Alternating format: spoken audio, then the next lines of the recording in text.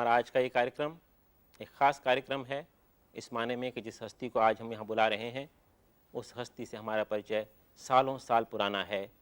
पिछले 50 साल से ये हस्ती या ये आवाज़ हमारे घरों में गूंजती रही है, हमारे दिलों में गूंजती रही है, हमारे मनों को छूती रही है, कभी हंसाती रही है, कभी रुलाती रही है, कभी गमगीन बनाती रही है। इस आवाज़ के जादू ने हमको पिछले 50 साल से मोहा है और आज ये जादू हमारे स्टूडियो में आ रहा है, हमारे सामने हमसे बातचीत करने के लिए। मेरा इशारा आशा भोंसले की तरफ है। आशा दीदी को हम सब प्यार से दीदी कहते रहे हैं। उनके गीत हमें हमेशा अच्छे लगते रहे हैं, उनके गीतों में एक मादकता हमें हमेशा छूती रही है। आज आशा जी हमारे स्टूडियो में, और मुझे लगता है अभी अभी आ ही रही होंगी वो स्टूडियो में। आशा जी का स्वागत करें। मुझे लगता है आशा जी आ रही हैं स्टूडियो में हमारे।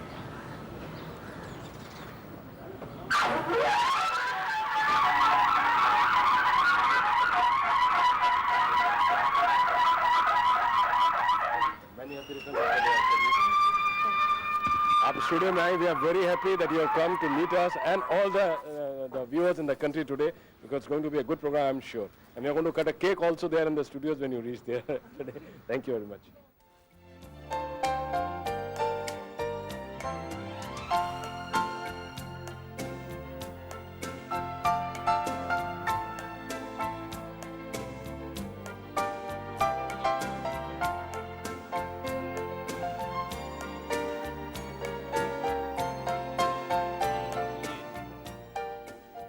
आशा जी हमारे स्टूडियो में पहुंच ही रही हैं।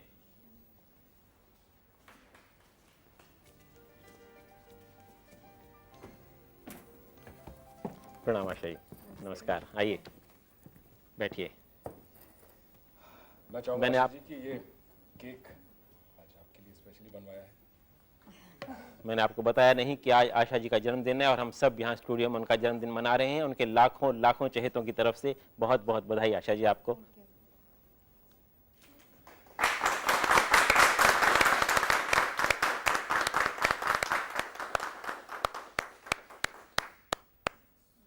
हाँ हाँ नहीं। चलिए मैंने सोचा था शायद थोड़ा सा चखेंगी आप। बैठिए। तो आशा जी एक बार फिर आपका स्वागत है स्टूडियो में, आपका अभिनंदन भी है। तो मित्रों, आशा जी आज हमारे बीच हैं।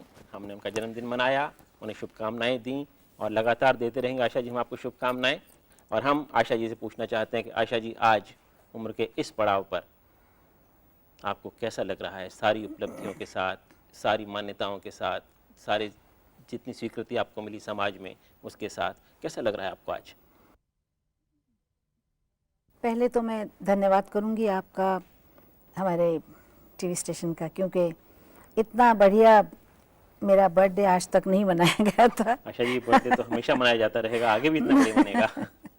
और जो आपने कहा है कि इतने सालों बाद कैसे लगता है, मैं कभी ऐसे सोचा ही नहीं मैंने कि इतने साल हो गए हैं और अब कैसा लगता है।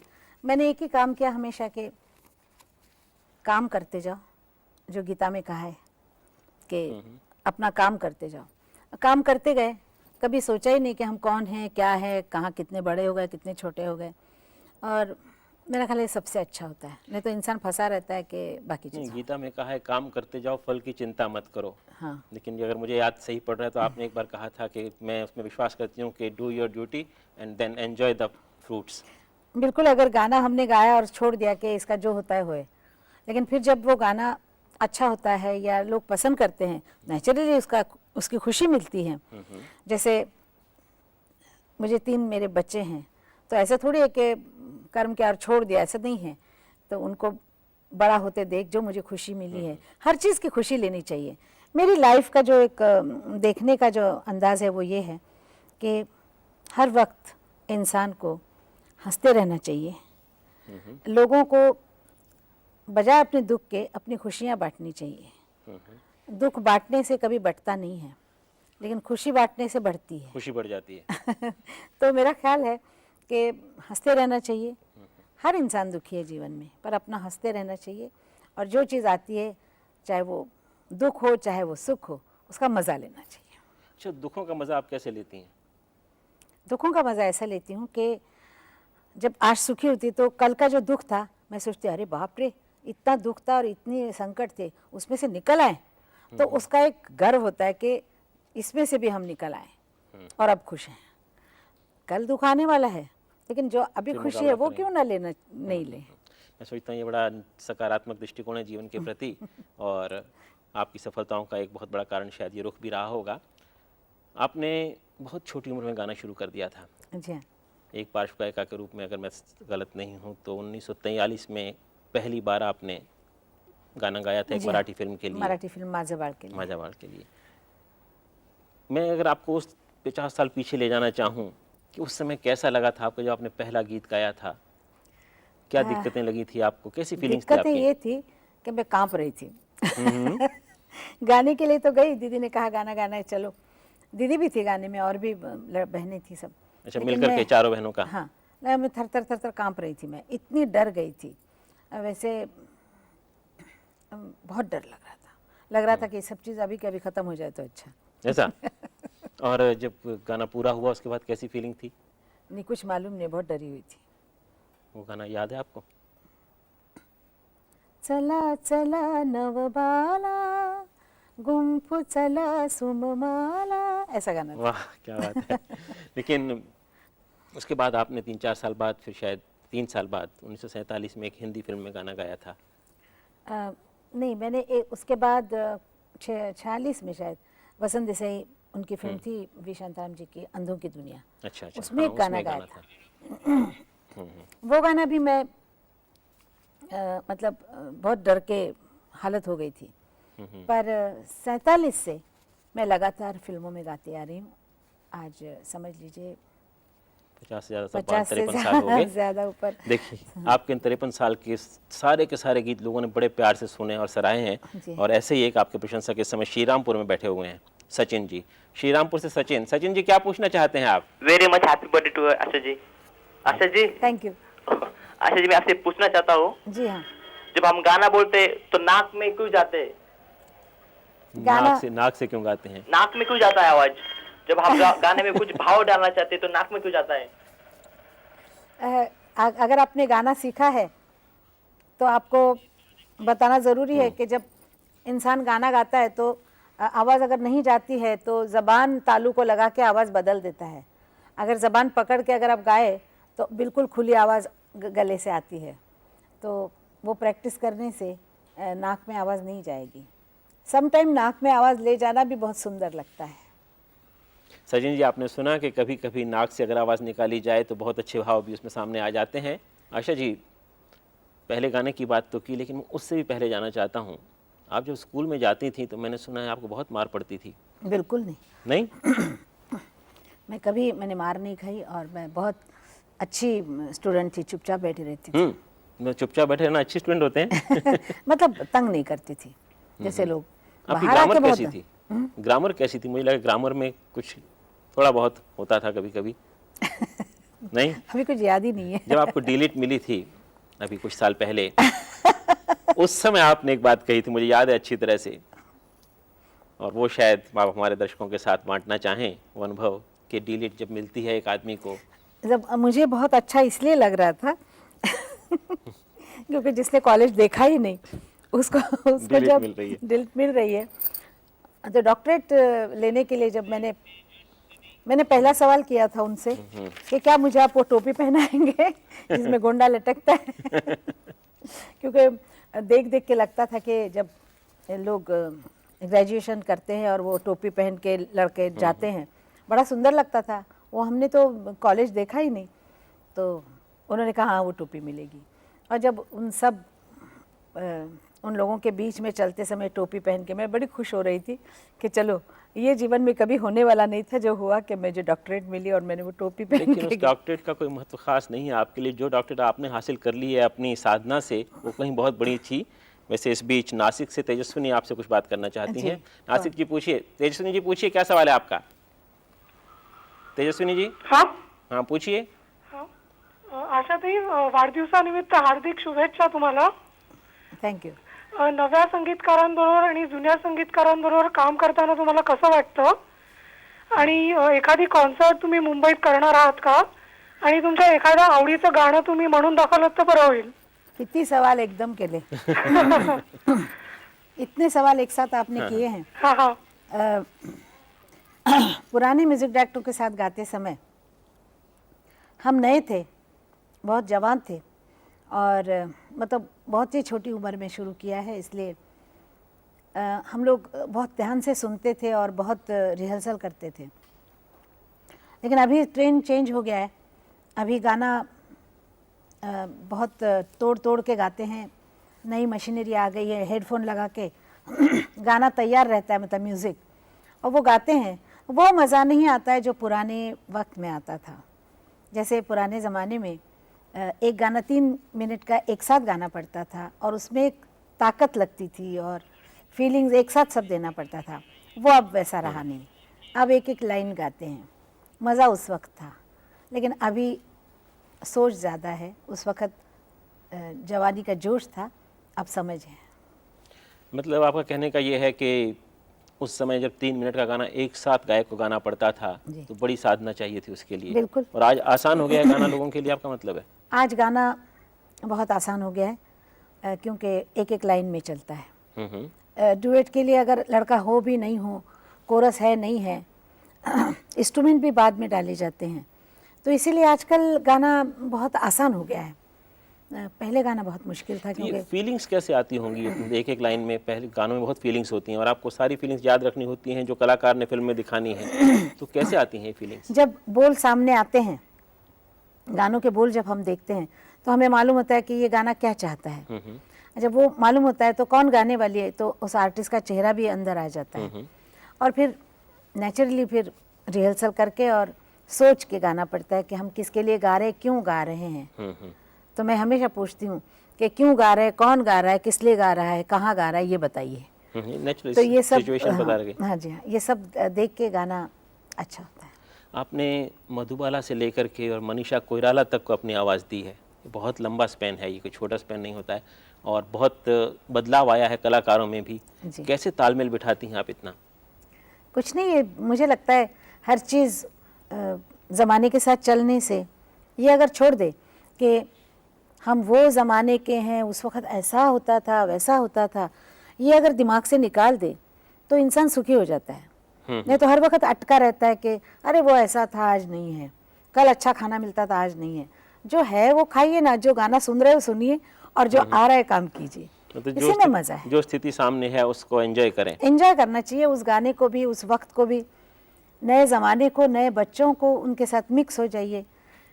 जैसे दादी अपने पोतों के साथ मिक्स होके कैसे चलती हैं, वैसे माँ आपने नहीं अपने होती आप है को बदला जितनी, वैसे बदलना चाहिए. आजकल के ज़माने के साथ चलना चाहिए और इसलिए आदमी सुखी होगा. नहीं तो अटका रहेगा कि मैं ऐसा था, मेरा ऐसा हो गया वैसा हो गया. अब जवानी से बुढ़ापा आता है कि अटक के रहेंगे कि हम जवान थे. वैसे ही चलते जाना चाहिए. आपने शुरुआत की थी शास्त्रीय संगीत से. जी आपकी सारी शिक्षा दीक्षा भी शास्त्रीय संगीत में हुई थी. आपके घराना शास्त्रीय संगीत घराना था जी, आपका. आपके पिताजी भी शास्त्रीय संगीत के माहिर थे. जी. उसके बाद में आते आते आप पॉप म्यूजिक तक चली आई. जो आपने कही वो बात समझ में आती है थोड़ी सी कि भाई आपने आपको बदलाव करना चाहिए, आदमी को जैसी स्थितियाँ उसके अनुसार अपने आप को ढालना चाहिए. लेकिन ये शास्त्रीय संगीत से पॉप म्यूजिक तक आते आते किस तरह से आपने अपने आप को ढाला? कुछ खास बात नहीं है. शास्त्रीय संगीत जो कुछ पिताजी ने सिखाया, जो हमने नौरंग मास्टर जी से सीखा, जो भी सीखा वो तो था ही. प्रैक्टिस तो हम आज भी क्लासिकल की ही करते हैं. तो फिर लाइट गाने गाने बहुत मुश्किल होता नहीं है.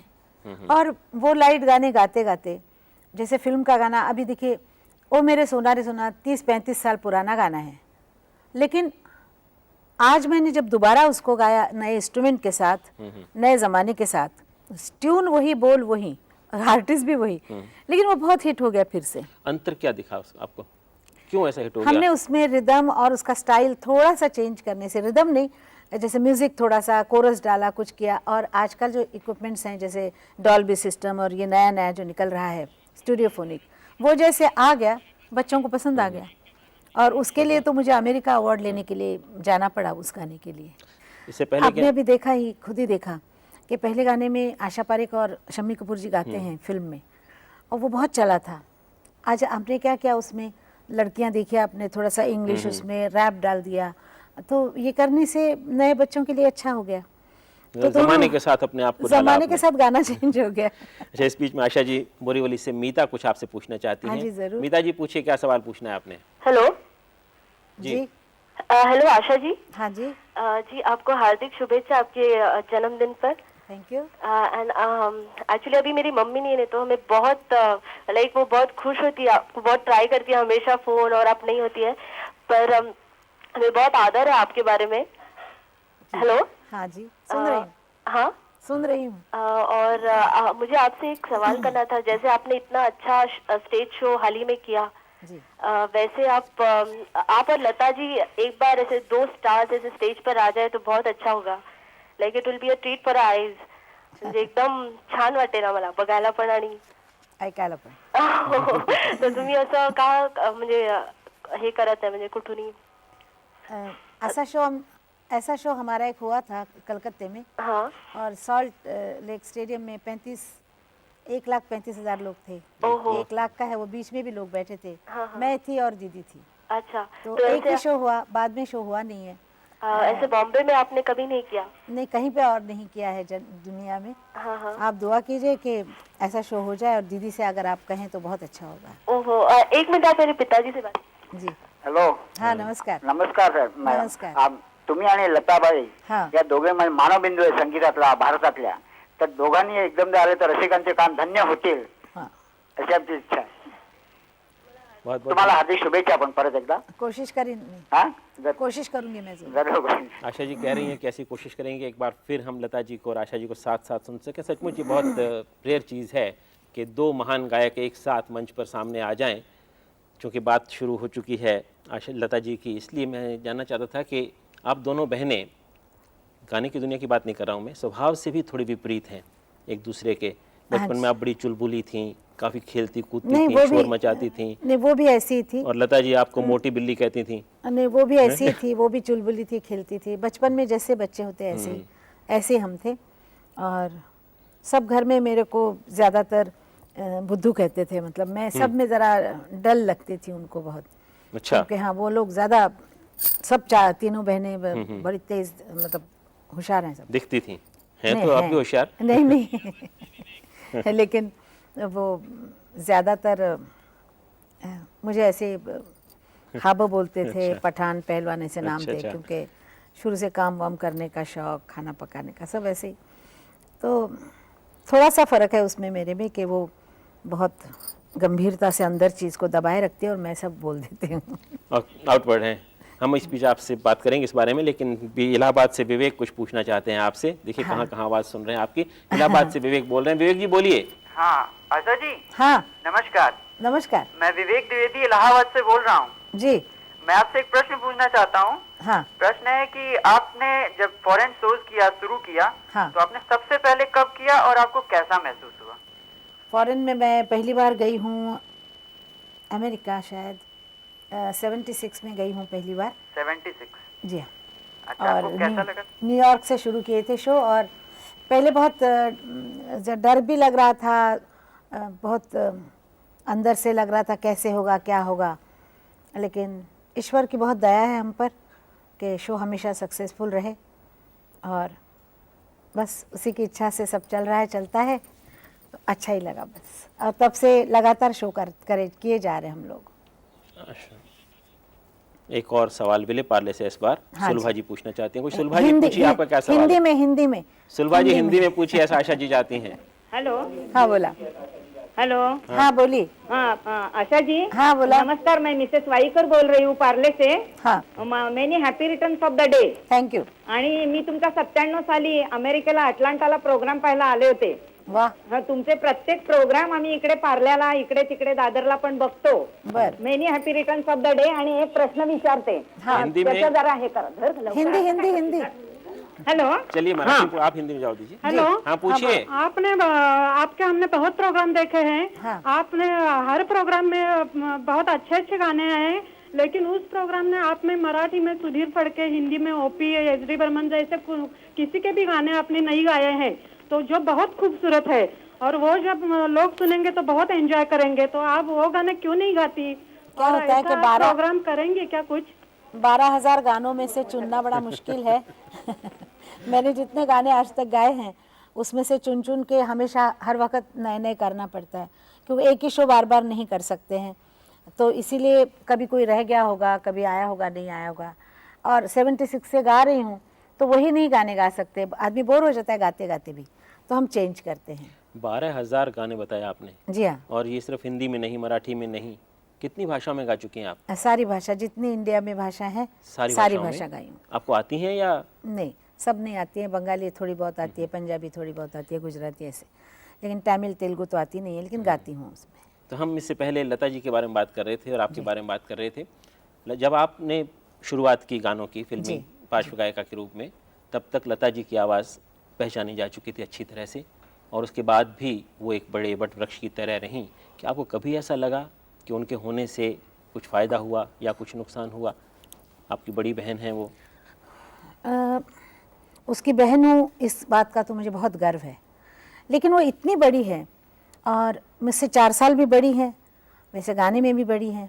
जब मैं आई फिल्म लाइन में वो भी मतलब टॉप पे आ रही थी, तो मुझे बहुत आज तक वो सामना करना पड़ता है कि मुझे वो तराजू में डाला जाता है, लता अच्छी कि आशा अच्छी, लता अच्छी कि आशा, लता 1 नंबर, आशा 2 नंबर। मतलब इससे इसका उल्टा भी कोई लोग कहते नहीं, हैं। बहुत तकलीफ होती है। क्यों? कि कोई भी इंसान जो अपना काम करता है उसको अपनी जगह पे रहने दीजिए, हर वक्त तोलने की क्या ज़रूरत है। अगर मैं कोई पंजाबी या गुजराती और किसी बाहर के अगर आर्टिस्ट में होती, मैं तो मंगेशकर नहीं होती, तो शायद मुझे कभी तोला नहीं जाता। ये कहा जाता कि हाँ ये भी नंबर 1 पे है। लेकिन बहन होने के नाते, और वो भी छोटी बहन होने के नाते, मुझे हमेशा ये इसका सामना करना पड़ा। और मैं अकेली नहीं हूँ, इसमें सारे हीरो के बच्चे हैं, लड़के हैं जो अच्छे होते हुए भी हमेशा बाप का साया उन पे रहता है। और ये कहा जाता है कि अरे वो इतना बड़ा एक्टर है, उसका बेटा, अरे उतना नहीं है, तो उतना। स्वाभाविक तुलना हुई ना। स्वाभाविक तुलना नहीं, कि होनी नहीं चाहिए। उसको, हर इंसान को उसके अपने इस पे छोड़ देना चाहिए। मेरी बेटी इतना अच्छा गाती है, लेकिन उसने छोड़ दिया गाना। उसने कहा मुझे तुम्हारे तराजू में नहीं रहना है कि लता और आशा कैसी और उनकी बेटी अच्छी इतनी नहीं है। तो वो तराजू उसको नहीं चाहिए था, इसलिए उसने जर्नलिज्म ले लिया और वो गाना छोड़ दिया। गाना छोड़ दिया। वैसे ये तो दुखद है कि दुख गाना की बात छोड़ा है, जाए, लेकिन एक बात है आशा जी कि ये तुलनाएं स्वाभाविक हुआ करती हैं। नहीं, आप अच्छी अगर नहीं, परिवार पर ये में तुलना होंगी तो परिवार के लोगों के साथ तुलना तो होती है, नहीं होती है, होनी नहीं चाहिए। नहीं होती है। बाहर के अगर मैं होती तो तब भी होती, नहीं तब होती। इस रूप में होती कि भाई नहीं होती एक तभी। गायिका अच्छी है या दूसरी गायिका अच्छी है, कि कौन सी ज्यादा अच्छी है। नहीं, इतनी तुलना नहीं होती, बल्कि अरे उससे भी बड़ा अच्छा गा गई ये कहते लोग। लेकिन आज वो नहीं है, और मुझे इस बात का भी दुख भी नहीं है, क्योंकि लोगों का जो स्वभाव है उसको तो हम बदल नहीं सकते हैं। उनकी धारणा ऐसी होती है कि तोलते ही रहो। आशा जी, इससे पहले कि मैं कुछ पूछूं, एक सवाल बाहर से आ गया है। रायगढ़ से ऋषिराज कुछ पूछना चाहते हैं आपसे। ऋषिराज बोलिए, क्या सवाल है आपका? ऋषिराज जी, मुझे लगता है कहीं कट गया।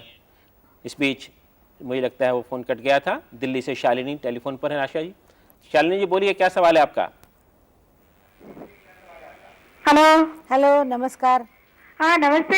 हाँ। आशा दीदी, मैं ये पूछना चाहती हूँ कि आज आप इतनी बड़ी मकाम पे पहुँच चुकी हैं, जी। और क्या अभी आपको मतलब करने की इच्छा है, या करना चाहती हैं, पाना चाहती हैं जिंदगी में?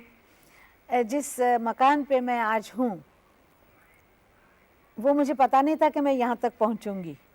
जब मुझे ये पता नहीं था कि मैं यहाँ पहुँचूँगी, तो आगे कहाँ पहुँचूँगी और पहुँचना है ये मैं नहीं जानती हूँ। हाँ, लेकिन एक ज़रूर बात है, मुझे बहुत कुछ करना है। मेरे पास इतना टाइम नहीं है, लेकिन मुझे क्या करना है कि मुझे क्लासिकल, ड्रामा गीत और जिसको कहते हैं ख्याल और ठुमरी वगैरह, ऐसी चीज़ें मुझे अभी गाने की इच्छा है। इंग्लिश भी गाना चाहती हूँ, लेकिन इतना मेरे पास टाइम ईश्वर दे तो अच्छा, मैं वो भी गा के जाऊँगी। लेकिन कोशिश यही रहेगी कि कुछ ऐसा करके जाऊँ जो लोगों को हमेशा याद रहे। गाने में तो याद रहूँगी, लेकिन अच्छे इंसान होने के नाते अगर आपको याद रहूँगी तो मुझे बहुत खुशी होगी। आशा जी, आप गानों में भी अच्छी तरह से याद रहेंगी और अच्छे इंसान के नाते भी याद रहेंगी, और आपको इतना समय भी ईश्वर देगा कि आप वो सब पूरा कर सकें जो आप पूरा करना चाहती हैं। आप जो कुछ कह रही थी तो मुझे एक शेर याद आ रहा था, मेरी ज़िंदगी एक मुसलसल सफ़र है, जो मंजिल पे पहुँचे तो मंजिल बढ़ा दी। तो मंजिल आगे बढ़ती जाती है। आगे बढ़ती जा तो ये रही है। जो इच्छा आपके भीतर भी है कि साहब मैं नई नई मंजिलें तैयार भी करो और वहाँ तक पहुँचूँ भी, आप उन गायकों में से हैं जिन्होंने अपने शिखर खुद बनाए हैं और उन तक पहुँचे भी और उसके बाद अगले शिखर तक जाने की इच्छा आप में है। बहुत अच्छा लगता है कि इस तरह कोई गायक हमारे बीच में है जो अपनी उपलब्धियों से संतुष्ट नहीं है। जिस दिन इंसान संतुष्ट हो जाएगा उस दिन बात फिर खत्म हो जाती है। खत्म हो जाती है। तो आप जैसे वो पूछ रही थी आपसे कि आगे और क्या पाना चाहती हैं, बहुत कुछ पा लिया आपने। मैंने बोल दिया यही कि मुझे मालूम नहीं है कि क्या पाना होता है और कभी ये सोचती नहीं हूँ। मैं सोचती हूँ जो काम करो, जो काम करता जाएगा इंसान और खुद ब खुद कुछ ना कुछ आता ही जाएगा। तो हम सोचें कि हमने ये करना है वो करना है, शायद होता नहीं है। तो हम जो बातचीत कर रहे थे मुकामों की, एक के बाद दूसरा मुकाम, इससे पहले एक सवाल आपसे पूछा था किसी ने कि जब आप विदेश गईं तो आपने बहुत अच्छे कंसर्ट वहाँ दिया, फिर यहाँ भी आप देती हैं, विदेशों में आप प्रोग्राम देती हैं लाइव प्रोग्राम, और इंडिया में भारत में जो प्रोग्राम देती हैं आप लाइव प्रोग्राम, उनमें क्या अंतर आपको दिखाई देता है यहाँ की ऑडियंस के संदर्भ में? वहाँ की जो ऑडियंस है बाहर की, वो बड़ी ट्रेन ऑडियंस है। जैसे हम जाते हैं तो तालियां होती हैं और जो गाना शुरू करूंगी तो वो पहले उनको पता होता है तो वो बता देते हैं तालियां मार के कि ये आप गा रही हमें पसंद है।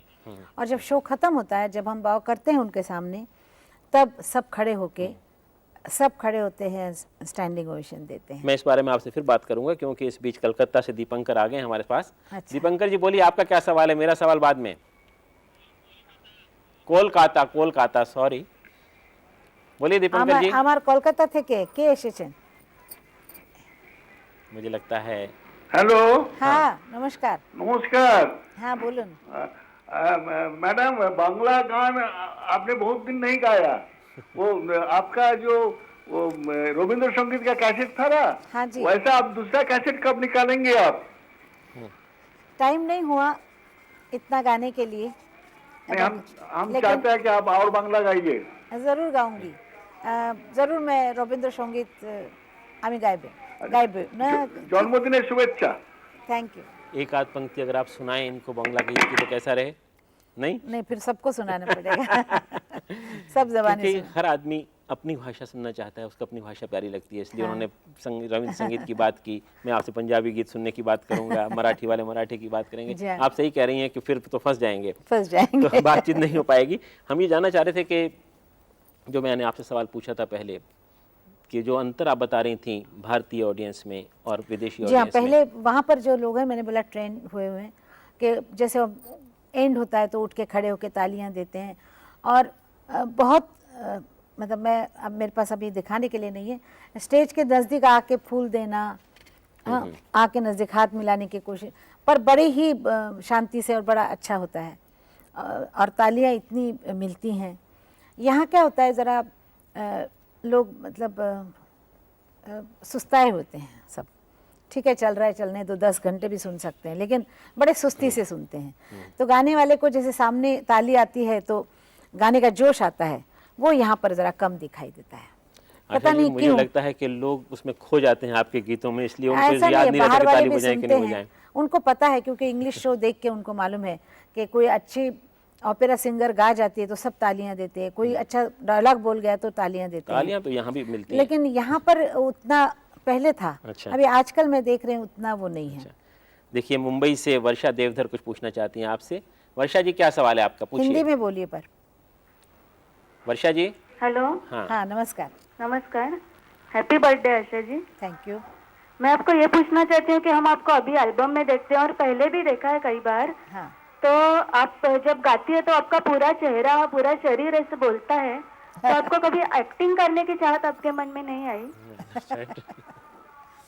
नहीं, मैंने कभी एक्टिंग करना नहीं चाहा क्योंकि सुबह उठ के मैं अपना चेहरा आईने में देख के अपने आप को बोलती थी कि कभी नहीं करना है। लेकिन आजकल जैसे टीवी वीडियोस बनते हैं उसमें तो हम आते हैं, लेकिन एक्टिंग नहीं करना चाहती कभी भी। एक्टिंग क्यों नहीं करना चाहती हैं आप? नहीं, इंसान को जिसका जो काम चल रहा है उसी में ध्यान देना चाहिए और जेनो काम तेनो थाए, बीजा करे सो गोता खाए। अच्छा। जो काम जिसका चल रहा है, जिसका उसको काम ध्यान- उसी को साजे। सजे। आशा जी, एक सवाल आपसे देवेंद्र सिंह पूछना चाहते हैं मुंबई से। देवेंद्र जी, क्या सवाल है आपका? हेलो, नमस्ते आशा जी, नमस्कार। जन्मदिन की ढेर सारी बधाई आपको। Thank you. मैं आपसे जानना चाहता था कि सारी दुनिया आपकी फैन है, आप किसकी फैन है? बहुत अच्छे।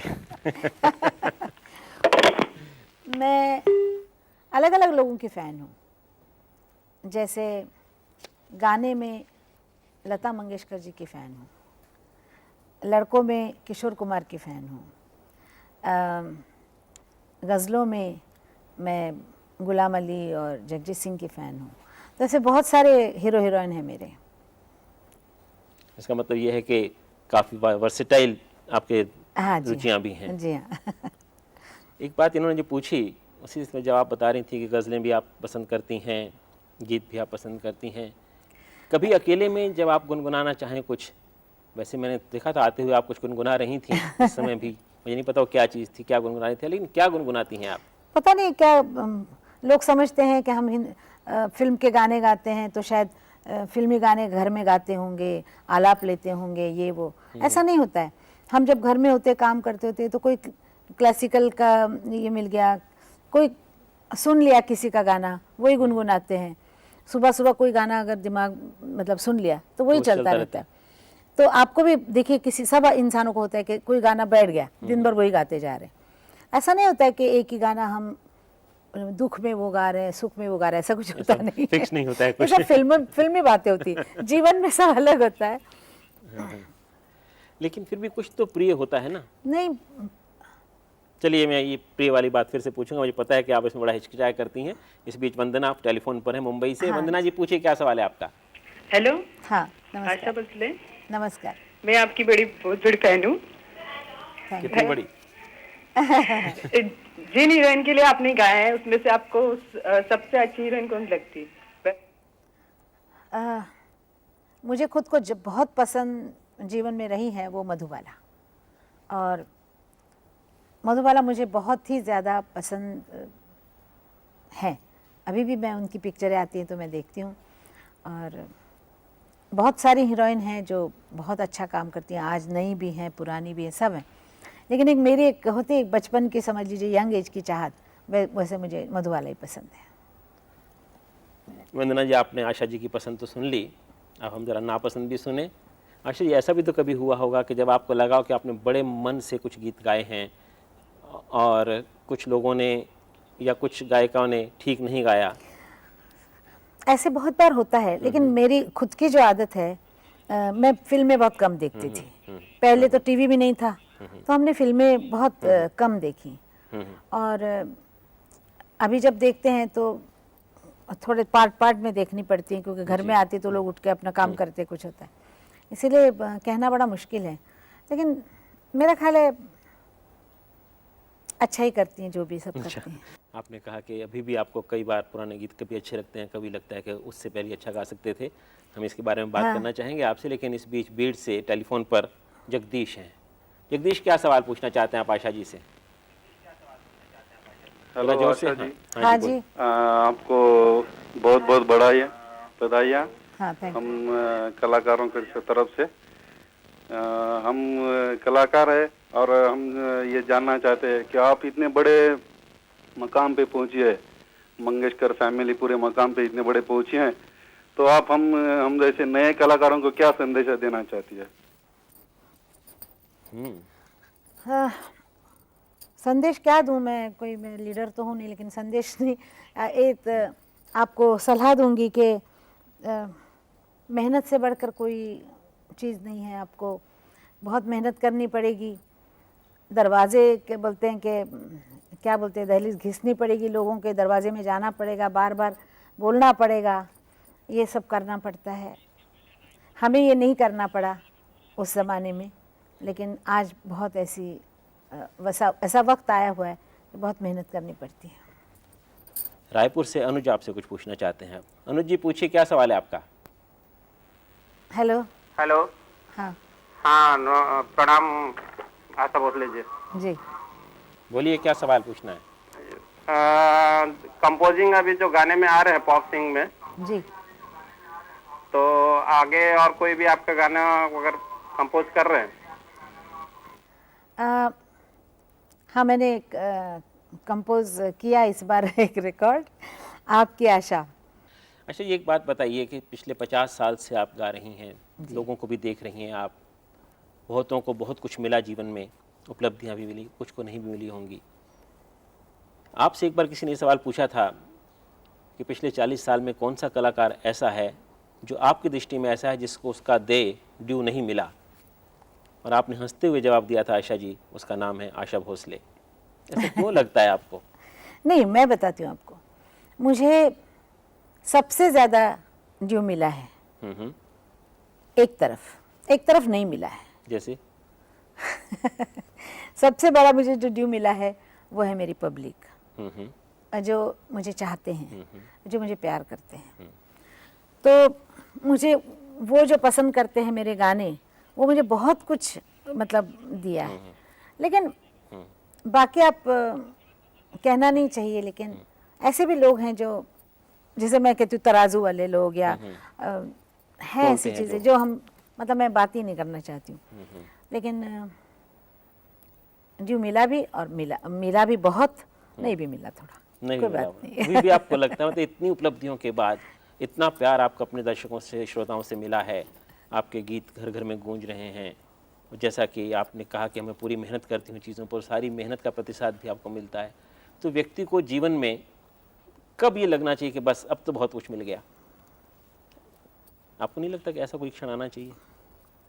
हर एक के मन पर है, कौन कैसा सोचता है, कौन कैसा सोचता है। जैसे मैं सोचती हूँ कि मेरा अभी गाना कंप्लीट नहीं हुआ, मुझे बहुत कुछ, अभी फिल्म फेयर ने मुझे लाइफ अचीवमेंट अवार्ड दिया, तब मैंने कहा था कि लाइफ अचीवमेंट अवार्ड उसको दिया जाता है जिसका अभी पूरा हो चुका है। मेरा तो अभी पूरा नहीं हुआ, मुझे तो अभी गाना सीख रही हूँ, अभी गाना है।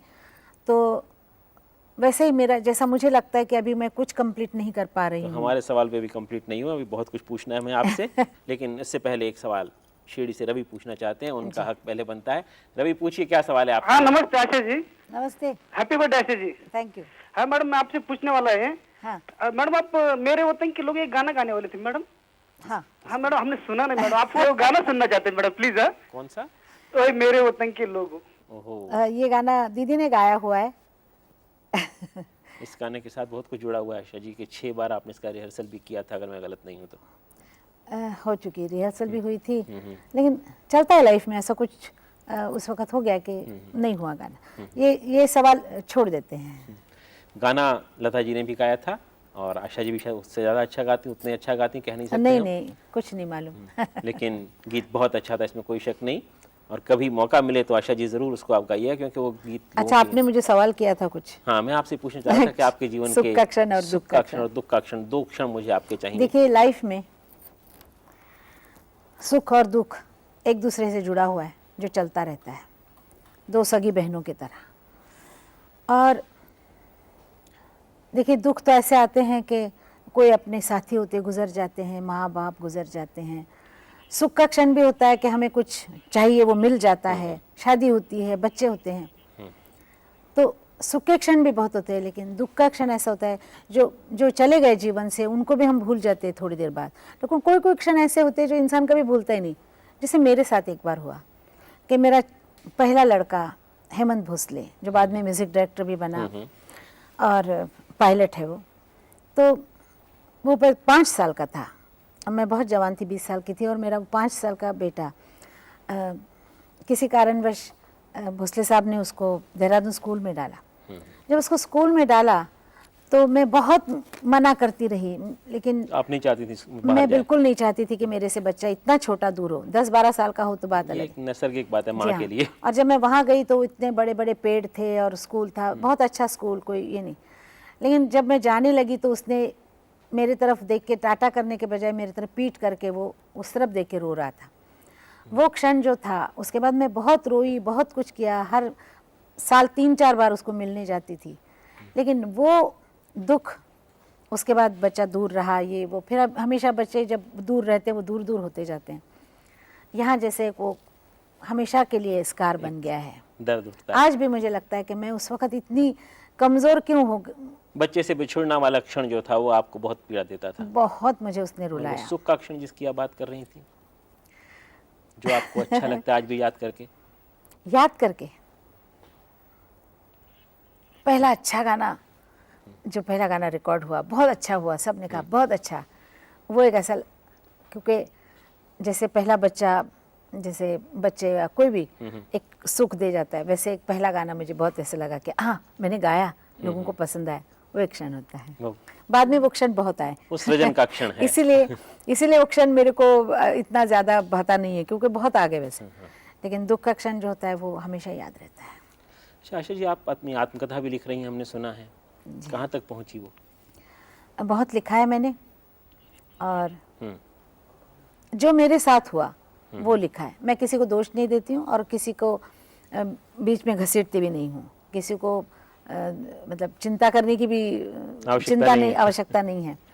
जो मेरे साथ हुआ, एक लड़की के साथ क्या हुआ, और ये भी होता है कि हम में जो बुराइयां हैं, बुराइयां माने कमजोरियां समझ, बुराइयां ही हम दूसरों को कहते हैं अगर ये वो बुरा है, हम देखें तो हम उससे ज़्यादा बुरे हैं।